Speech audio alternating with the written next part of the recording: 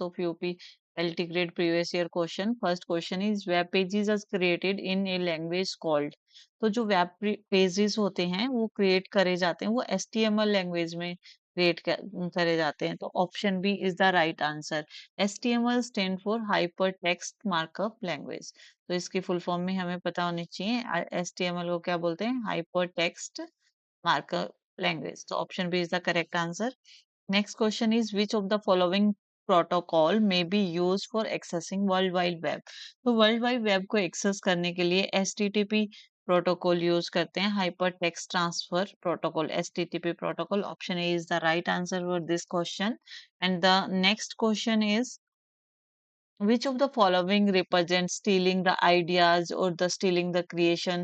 तो जो intellectual protect property rights होते हैं तो वो तो जो हम इंटरनेट पे कुछ भी अपना खुद का बना रहे हैं तो उसको प्रोटेक्ट करने के लिए वो इंटेलेक्चुअल प्रॉपर्टी राइट्स होते हैं। पायरेसी मतलब किसी सॉफ्टवेयर का कुछ चुराना पायरेटेड होता है। प्लेगरिज्म होता है कि किसी के आइडियाज को कॉपी कर लेना, ठीक है। तो plagiarism is the right answer, मतलब stealing the creations of others.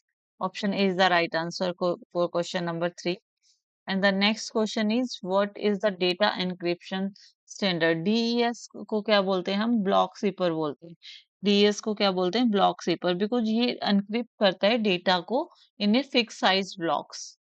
So option A is the right answer for question 4. And the fifth question is the main purpose of Data Protection Act is to data protection का act का main purpose क्या है, जिससे नाम से पता चल रहा है कि डेटा को प्रोटेक्ट करना है। तो इसका मेन पर्पस है हमारा प्रोटेक्ट द पर्सनल प्राइवेसी, कि हम अपने डेटा को प्रोटेक्ट करके रखना चाह रहे हैं पर्सनली।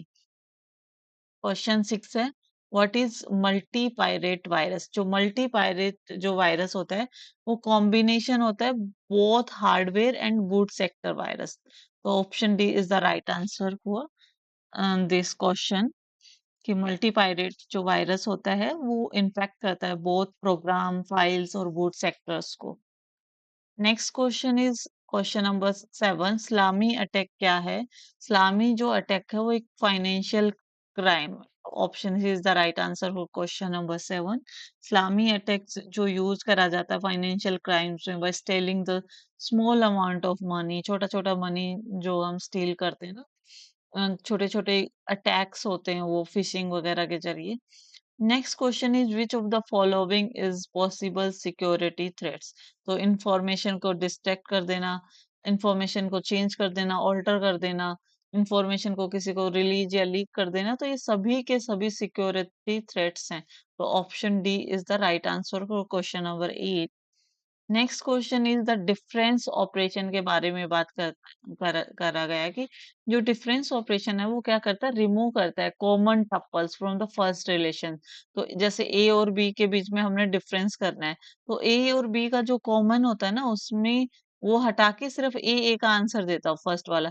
तो इसमें कभी भी ये जो प्रॉपर्टी है ए माइनस बी, ए डिफरेंस बी है, वो ना तो कॉम्यूटेटिव होती है और ना ही एसोसिएटिव होती है।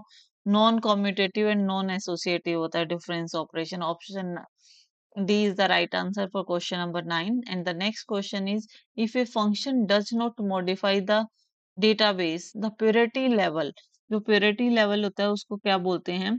उसको RNPS बोलते हैं। Means the functions reads but does not modify the database. ये सिर्फ RNPS क्या बोलता है कि डेटा सिर्फ रीड किया जाता है, RNPS सॉरी, आरएनपीएस में डेटा को सिर्फ रीड करते हैं, मॉडिफाई नहीं कर सकते डेटाबेस को।